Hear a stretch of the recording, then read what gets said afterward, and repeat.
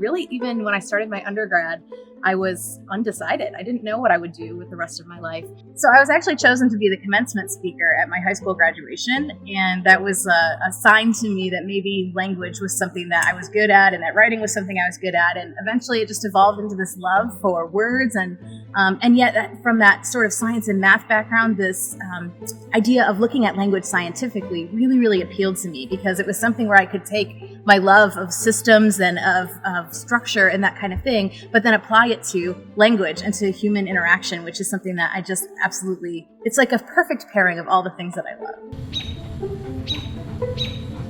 Such a good boy. Yeah.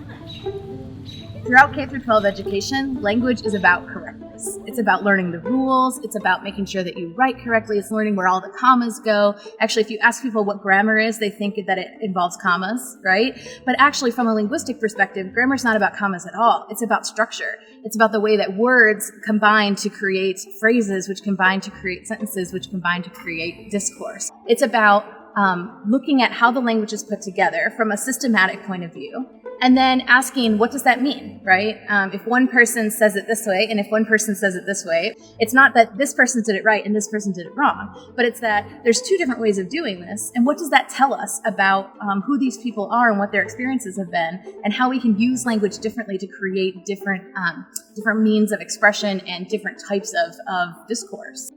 Right out of my undergraduate years, I got a job as a teacher in a district in Michigan where most of my students were speakers of a dialect that I now study called African American English.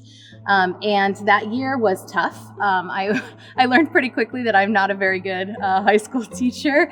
But I also learned at the same time that this love of language that had been growing in me, and of course I was teaching English at the time, was something that I could dig a little bit deeper into. And so that experience with my students, seeing that sort of linguistic mismatch between the way I spoke and the way they spoke, led me to this interest in language variation.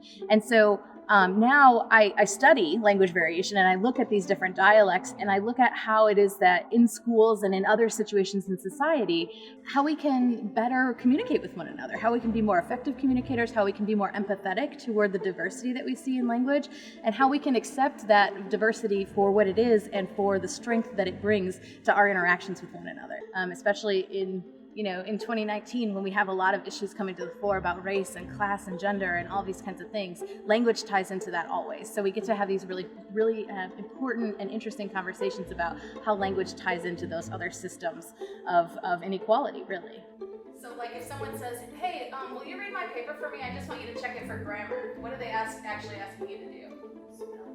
Yeah, they want to. I can say that the English department, English and Technical Communication department at S&T is one of the most welcoming academic units that I think I've ever been a part of. It's been a really great part of feeling at home here in Rolla and feeling at home on campus.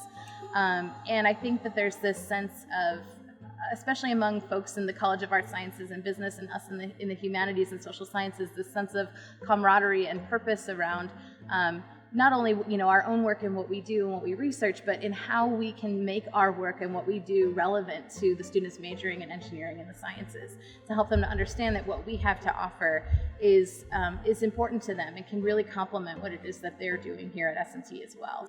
I'm Dr. Sarah Hercula, and if you'd like to reach me, you can do so via email, and my email is herculas@mst.edu.